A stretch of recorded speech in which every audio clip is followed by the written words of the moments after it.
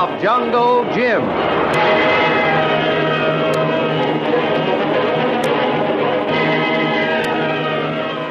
The Adventures of Jungle Jim, broadcast weekly over this station, are dramatized from the full-color action pictures to be found in the Comic Weekly, the world's greatest comic supplement that comes to you each week with your Hearst Sunday newspaper.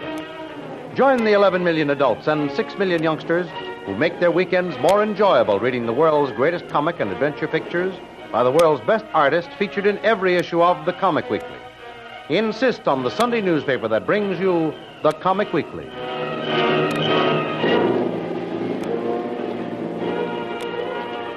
To Lil, Kolu, and the outside world, Jungle Jim and Kitty are lost. In Singapore, Lil and Kolu try to map out some plan for their future, one that without Jim seems drab and colorless. Their discussion is interrupted by a gentle tapping on the door, and when Kolu opens it, he is confronted by a tall, well-dressed, turbaned Indian whom Kolu recognizes as the Raja of Pandahori. He enters and appears very apprehensive about his safety and the secret mission he is about to reveal to Lil, who endeavors to reassure him and tries to get him to give the reasons for his sudden, unannounced visit. Please rest assured, Your Highness, you're quite safe here. I've made this hotel my headquarters for many years, and the management takes great care in seeing I am not disturbed. Yes, Mr. Brill. I have taken special precautionary methods in thoroughly investigating both you and the late Mr. Bradley. Oh, so you know all about Mr. Bradley's death at sea? Yes. And may I extend to you my deepest sympathy. Thank you, Your Highness. I came to Singapore on advice of friends to seek his aid, but learned of his death.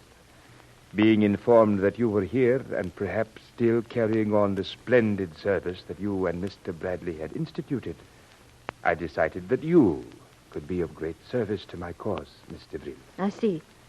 Of course, I really haven't decided to carry on the work that Jungle Jim Bradley became so famous for, but I would be glad to listen to your problem, Your Highness, and offer any help I can. That is very kind of you, Mr. Brill.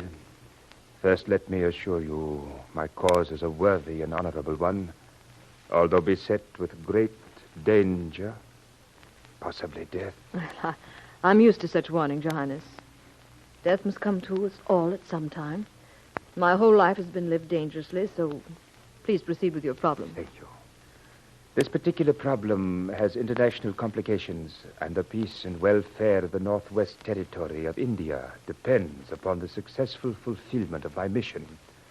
Naturally, it is of the most highly confidential nature, and I must swear you to secrecy. Well, Your Highness, both Mr. Bradley and myself have established an enviable reputation for dealing with matters of a secret nature. You have my word of honor. Anything you may tell me will not go beyond the walls of this room.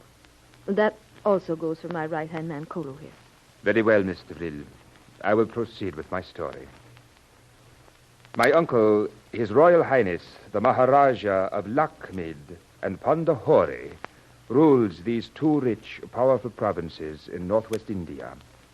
He has ruled them wisely and well for over half a century. But now he is a very old man whose health is failing fast. There are certain foreign powers who are very anxious upon the death of my uncle to seize the power in these territories and set up a puppet government under my infamous and nefarious elder brother, the Raja Ramid Singh of Afzazgan. But hasn't your uncle a rightful heir to the throne? Yes, a grandson, who until very recently we all believed to be dead, but we have discovered is very much alive. Oh? He is living in the United States of America.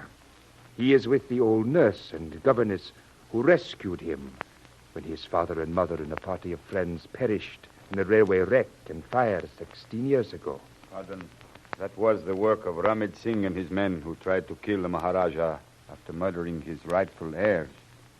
Then you, Kolu, are a hillman and know something of this plot. I live in hills where Ramid Singh's men wreck Raja's train, set fire to coaches, burn bodies. But, Your Highness, you say the old nurse escaped with the Raja's baby son? Exactly. And fearing further bloodshed and revolution, she fled to Vancouver, Canada. From there, she entered the service of a Hindu importer, and she has remained in his house ever since. And she never revealed the secret of the boy's identity? No, fearing that foreign agents residing in America might kidnap and hide the boy or even murder him. However, a few years ago, she confided the secret to her brother, telling him to keep her informed of developments with the territory ruled by my uncle, and at the proper time she would produce the rightful heir. And I suppose when the plotting and intrigue became active, the nurse's brother revealed his sister's secret to you. Exactly, Mr. Brill. The kindly old nurse, like her brother, is an intensely loyal patriot. She has carefully trained and educated the boy, but has never revealed the secret of his birth, even to the boy. And I can readily sympathize with her wisdom in keeping the secret from the boy. But please continue, Your Highness. A few days ago, we received word that the old nurse is ill, and even with the best of medical care, she will not live longer than 3 months. Oh. We must reach her before she dies, obtain certain papers and sworn statements regarding the boy's birthright. He, too, must be informed of his true identity and be brought back to India ready to assume his place on the throne. That is the mission I have been commissioned to prevail upon you to accept, Mr. Rill. But why me? Why not you or one of your trusted followers? Our enemies are watchful and unceasingly vigilant. The disappearance and absence of any one of the faithful for any length of time would immediately arouse suspicion. The international spy ring would be mobilized for action, and our chances for bringing the Maharaja's heir back alive would be very small. If it leaked out that there was an heir alive, a revolution or an armed invasion might be started and the throne seized. But why do you think I could accomplish this job without being detected? How do you know you haven't been followed to Singapore? Anyone following you and learning of your visit to me would immediately suspect something was afoot. I have taken the utmost precaution. I traveled openly to Delhi, where I entered a religious retreat. It was announced I would remain there for 1 month. With the aid of a priest of the sect, I disguised myself as an old field hand and left the place. Later, I changed my dress and makeup to a Brahmin scholar and proceeded to Madras, where I took the night plane and flew to Burma, and from there I came to Singapore. I am as reasonably certain as any human could be that I have not been followed and that my present whereabouts are unknown. You're probably right. But now what do you want me to do? The Empress of India sails tonight for the United States. There is first-class passage available. You will sail on the Empress. Proceed to San Francisco and go to the address I will give you. There you will find the prince and his old nurse. I will supply you with the necessary positive identification. The old nurse will release the prince in your care. You will tell him all I have told you. The nurse will tell him the rest. Then you will give him some letters I have addressed to him that will, I hope, prepare him for the future. And I presume I'm to bring him back? Yes. And in order to avert suspicion, you will travel as a member of a Hindu philosophical society, which has many European and American followers. The prince will travel as a young priest of the order, returning with you to a famous religious retreat in India. Well, I'm sure I could carry out that deception with a little practice, but where will be my ultimate destination? Return the boy to us here in Singapore. We will pay all your expenses, advance you 10,000 rupees, and upon the successful completion of your mission, we will reward you with the sum of 50,000 rupees. Very generous offer, Your Highness. I will accept the offer of expenses in the advance, but no more. That shall be as you wish, Miss DeVril. Then I understand that you will undertake the assignment? There is only one thing that makes me hesitate, Your Highness, and that is the separation from my loyal friend and co-worker, Kolu. I realize that is indeed quite a sacrifice to make. But of course, it would not be prudent to let him accompany you. Being one of my countrymen, it would arouse suspicion, and should our enemies discover it... Monsieur Lil, you go. Kolu will stay. This be good thing to do. Happiness of hundreds, thousands of His Highness people depend on it. Kolu must not stand in way. I wait for you to come back, Monsieur Lil. Thank you, good friend of my people. Then, Kolu, you want me to take this job? Yes, very much, Monsieur Lil. Then make your plans, Your Highness. I accept.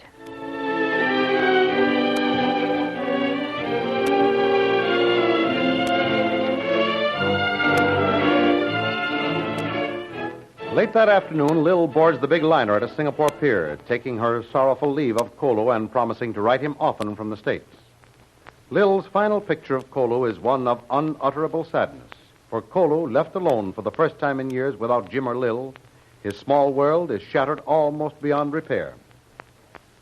But far away, safe on the small, uncharted island in the Pacific, Jim is suddenly awakened one night by the sound of a human voice. He hurries over to the lean-to where Kitty is sleeping and quietly wakes her out of her sleep. Kitty. Kitty, wake up. Wake up quickly. What, Jim? What is it? What's happened? Is there something wrong? Quiet now. Don't say another word. Just listen. I woke up 5 minutes ago and heard human voices. For a minute, I thought I was dreaming and hearing things. But I listened, and soon found out I was really hearing voices. Now listen. This is the spot. Bring up the tins. Aye, Ocean. All right, men. Build down the string. Order. Start getting up the petrol tins and fill them up. On the double, men. There's no time to lose. Move smartly now. Aye. Did you hear that? Sound like Englishmen. How the dickens did they get here? I surveyed every inch of the water before I turned in. There's been a sign of ships or sail. That's strange. Who do you suppose they are, Jim? I don't know. But I'm going to take a chance and investigate. From their conversation, they've put in here for fresh water. They're loading up at that spring of ours. Be careful, Jim. They may be smugglers or undercover pirates that raid the pearl fishing beds. Why not just remain quiet and let them get their water supply and leave? Don't worry. I won't let them see me. I'll look them over carefully. And if they're legitimate traders or sailors, we might get them to take us off here. Now, Kitty, you just stay here and don't make a noise. I'll go out and see where they are and how they got here. Now, don't worry. I'll be back in a few minutes. All right, men. Fill them up and take them away. Move along now. We haven't got all night. Aye, aye, sir. Take care of your Henry. That's 12 tins for a trip. 12, that's fine. We'll have to make 3 trips, Wilson. Righto.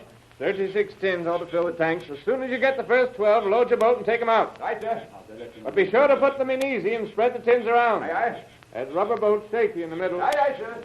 I'll be careful. Holy smoke.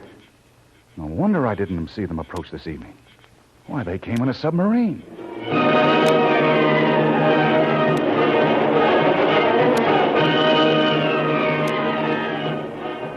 Jim, stealing through the shadows to a vantage point among the rocks overlooking a deep inlet, peers through the semi-darkness, and out in the moonlit water looms the huge, shadowy hulk of a submarine. Will Jim approach the sailors and effect a rescue for Kitty and himself? Don't miss the next exciting episode in the adventures of Jungle Jim. Remember, you can follow these adventures in the full-color action pictures to be found in the Comic Weekly, the world's greatest comic supplement containing the best full-color adventure and comic pictures.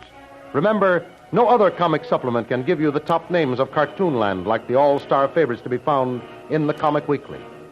The whole family follows the fun and frolics of Jiggs and Maggie, the Little King, the immortal Donald Duck, as well as the exciting adventures of Flash Gordon and Jungle Jim. Join the 11 million adults and 6 million youngsters who every week find the greatest of home entertainment in the Comic Weekly, which comes to you with your Hearst Sunday newspaper.